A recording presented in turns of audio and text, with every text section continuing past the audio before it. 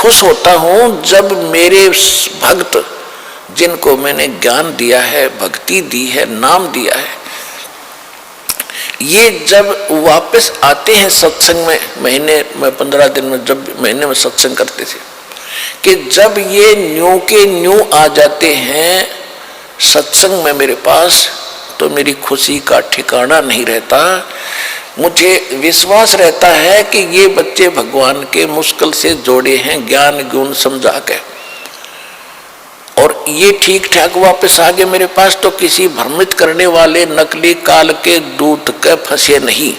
यानी परमात्मा के बाग में कोई दीमक लगा नहीं, कोई कीड़ा नहीं लगा, ये पौधे सुरक्षित हैं, तो मेरी खुशी का ठिकाना नहीं।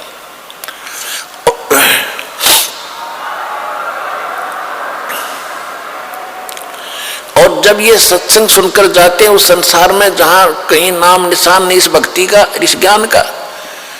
तो मुझे टेंशन बनी रहती है, दिलगिरी बनी रहती है। जब ये जाते हैं, कोई इस प्यारी आत्माओं को कोई काल का दूत भ्रमित करके डगमग ना कर दे, इनका जीवन नाश ना कर दे, मुश्किल से सिर चढ़ाए हैं।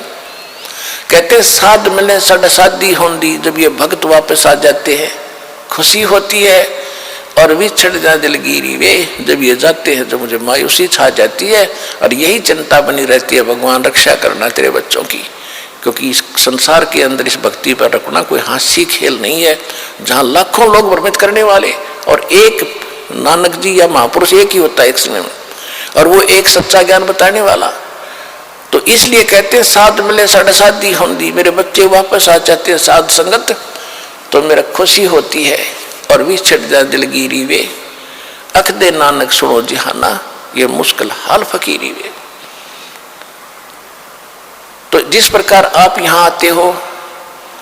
और पहले से भी बल्कि उमड़ कर और आते हैं दीक्षा लेने वाले, तो दास को अलग से खुशी होती है। और जब आप यहाँ से जाते हो तो दास को मालूम है कि विश्व में इस दास के अतिरिक्त कोई संत नहीं, ये ज्ञान बताने वाला नहीं, बहकाने वालों की गिनती नहीं, और आपके कोई असर नहीं हो रहा है, उमड़ उमड़ कर बढ़ रहे हो, तो दास का हौसला बुलंद हो रहा है कि भगवान का बाग